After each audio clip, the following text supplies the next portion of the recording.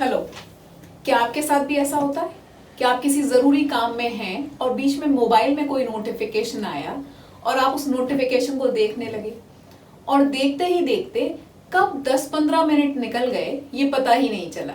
मन में विचार ज़रूर आता है कि सिर्फ 10 मिनट या 15 मिनट ही तो निकले हैं, लेकिन अंदाज़ा लगाइए ये 10-15 मिनट आपके हर नोटिफिकेशन में, और अगर मोबाइल में दिन भर में सिर्फ 10 नोटिफिकेशन भी आते हैं तो दिन भर के 2 घंटे, महीने के 60 घंटे और साल भर में पूरा 1 महीना हो जाता है प्रोक्रेस्टिनेशन के लिए।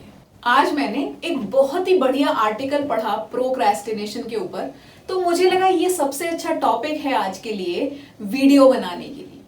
प्रोक्रेस्टिनेशन मतलब जिसको हम हिंदी में कहते हैं टालना, काम को तब तक टालना जब तक पानी सर से ना निकल जाए। और जब ये पानी सर से गुजर जाता है हम डीमोटिवेट हो जाते हैं, गिल्टी हो जाते हैं और प्रेशर में आ जाते हैं।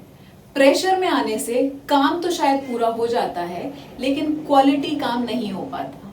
इसका मतलब ये है कि procrastination quality of work and quality of time दोनों का ही दुश्मन है। जितना जल्दी हम ये समझ जाएं कि हम किस वजह से प्रोक्रेस्टिनेट करते हैं और हम कैसे प्रोक्रेस्टिनेशन से बाहर आ सकते हैं, वो हमारे लिए अच्छा है, हमारे प्रोडक्टिविटी के लिए और एफिशिएंसी के लिए अच्छा है। ये प्रोक्रेस्टिनेशन या टालने की जो प्रवृत्ति है वो आसान काम को मुश्किल और मुश्किल काम को और भी मुश्किल बना देती है। प्रोक्रेस्टिनेशन का मतलब है जब हम किसी जरूरी और कठिन काम को टाल देते हैं किसी आसान और गैर जरूरी काम के लिए। और ये बहुत ही नेचुरल ह्यूमन वीकनेस है, हम सब की वीकनेस ये हो सकती है। हम में से जो भी व्यक्ति एनर्जी, विल पावर और फोकस में लो होगा वो प्रोक्रेस्टिनेट करेगा। तो आज हम बात करेंगे प्रोक्रेस्टिनेशन के बारे में कि क्यों हम प्रोक्रेस्टिनेट करते हैं और किस तरह से इस वेरी ह्यूमन वीकनेस प्रोक्रेस्टिनेशन या टालने की प्रवृत्ति से बचा जा सकता है। अब बचने के लिए सबसे पहले जरूरी है ये पहचान लेना कि हम किस तरह प्रोक्रेस्टिनेट करते हैं या क्या कारण है जिन कारणों के लिए हम प्रोक्रेस्टिनेट करते हैं या टालते हैं। आप, मैं, हम सब अलग अलग कारणों से प्रोक्रेस्टिनेट करते हैं। बल्कि ऐसा भी देखा गया है एक ही व्यक्ति अलग अलग समय पर अलग अलग कारणों से भी प्रोक्रेस्टिनेट करता है।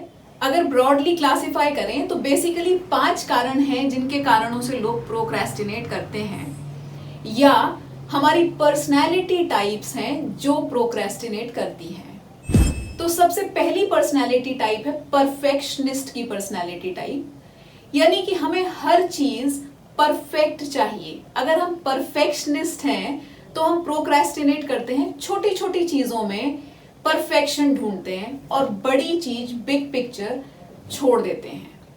हम व्यस्त हो जाते हैं उन छोटी छोटी चीजों में, बार बार बदलाव करने में, बार बार उनको परफेक्ट करते रहने में। यानी कि दूसरे शब्दों में कहा जाए तो हम किसी भी काम को खत्म करने से डरते हैं। तो हमारा ट्रिगर है काम खत्म हो जाएगा तो ये एक मास्टरपीस बन जाएगा, और अगर इसमें कहीं कुछ खामी रह गई तो हमारा परफेक्शनिस्ट हमें कचोटेगा। अगर आप परफेक्शनिस्ट हैं और इस वजह से प्रोक्रेस्टिनेट करते हैं तो आपके लिए स्ट्रैटेजी हो सकती है प्रोक्रेस्टिनेशन से डील करने की, रीडेफिनेशन ऑफ परफेक्शनिज्म। अपनी परफेक्ट की डेफिनेशन को रीडिफाइन कीजिए और अपने एक्सपेक्टेशंस थोड़े लोअर डाउन कीजिए। छोटी चीजों पे नहीं, बड़ी पिक्चर पर ध्यान लगाइए। दूसरी तरह का प्रोक्रेस्टिनेशन या प्रोक्रेस्टिनेशन पर्सनालिटी है काल्पनिक, जो लोग अपने सपनों में, अपने दिमाग में ही काम पूरा कर लेते हैं। दिमाग में पूरी फिल्म चलती है उनके कि किस तरह से काम किया, किस तरह से काम खत्म हुआ और किस तरह से बाद में उन्हें रिवॉर्ड मिला। और क्योंकि दिमाग में पूरी फिल्म चल रही है तो सेटिस्फैक्शन भी पूरा मिल जाता है। ये जो ड्रीमर्स या काल्पनिक प्रोक्रेस्टिनेटर्स होते हैं उन्हें प्लान्स बनाने में बड़ा मजा आता है, लेकिन वो डरते हैं शुरुआत करने से, कहीं कुछ गलत ना हो जाए। वो डरते हैं शुरुआत करने से, कमिट करने से।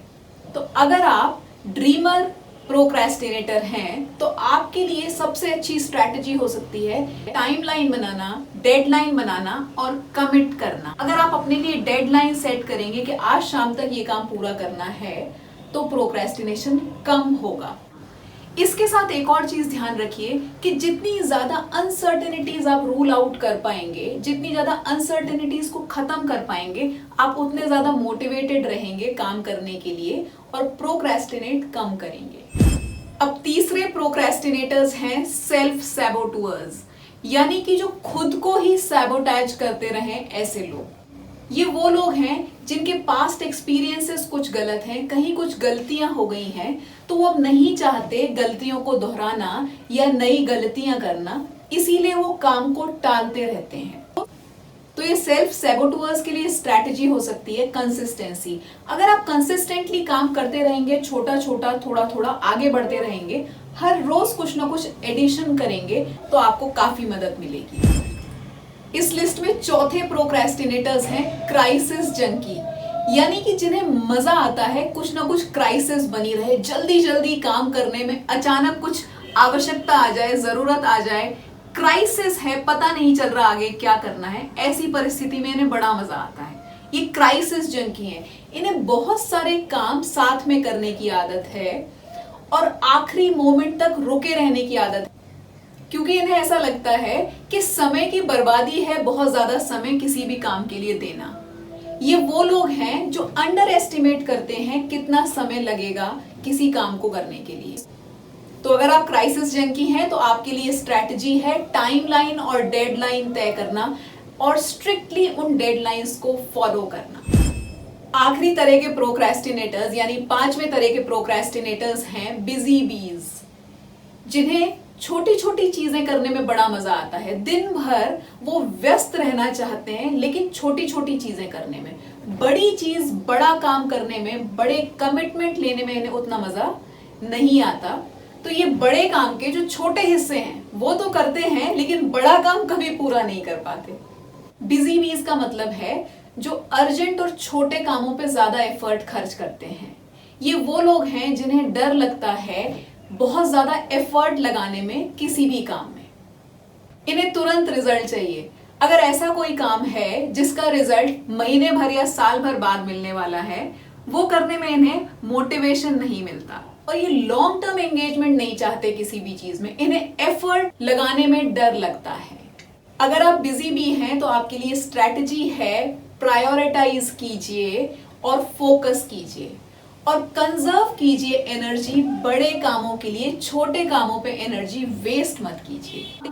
प्लस एक टू डू लिस्ट बनाना और चेक लिस्ट बनाना।